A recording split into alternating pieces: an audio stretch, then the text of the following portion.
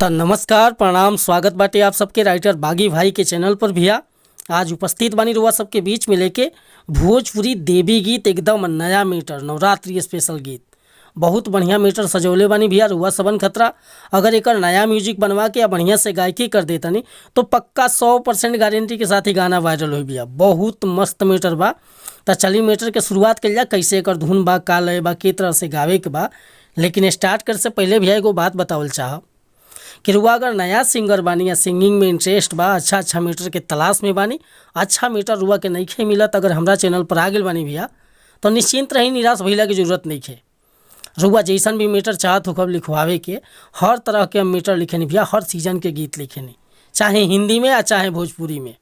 जैसे कि orchestra song, sad song, love song, देवी गीत, भोला भजन, चाहे कजरी, झूमर, खेमटा, डफरा, पूर्वी, निर्गुण, कोनो प्रकार के मीटर खतरा बेहिचक रुआ संपर्क कर सकीले।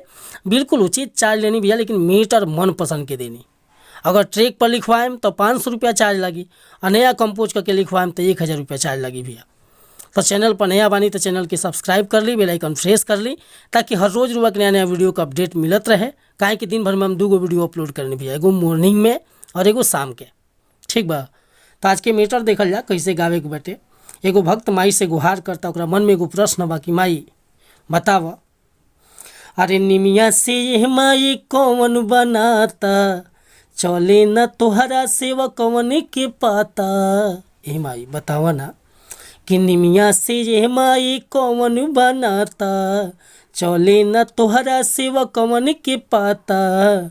राखेल हुआ सनवा मैया निमिये के छाँव में, कि राखेल हुआ सनवा मैया निमिये के छाँव में।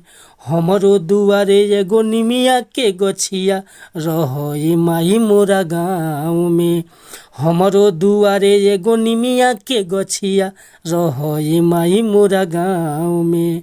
निमिया से ये माई कौन बनाता, चले ना तोहरा सेवा कौन के पाता।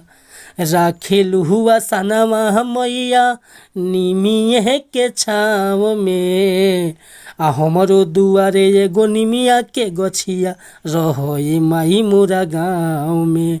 हमरो दुआरे एगो निमिया के गछिया रहे माई मोरा गाँव में।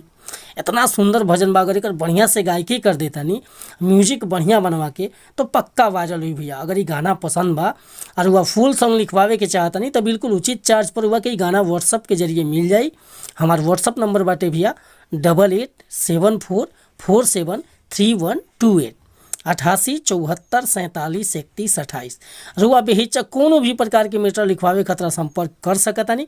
अब वीडियो पसंद आई हो तो एगो लाइक करब, कमेंट करब, और चैनल पर नया होखे तो चैनल के सब्सक्राइब कर लेब। अगर सिंगिंग करत होखब तो, अगर सिंगर ना होखे तो हमारा चैनल के सब्सक्राइब मत करब। फिर से मिलत अगला वीडियो में कुछ नया गीत के साथ। तब तक के लिए नमस्कार प्रणाम धन्यवाद भैया। जय हिंद, जय भारत, जय भोजपुरी समाज।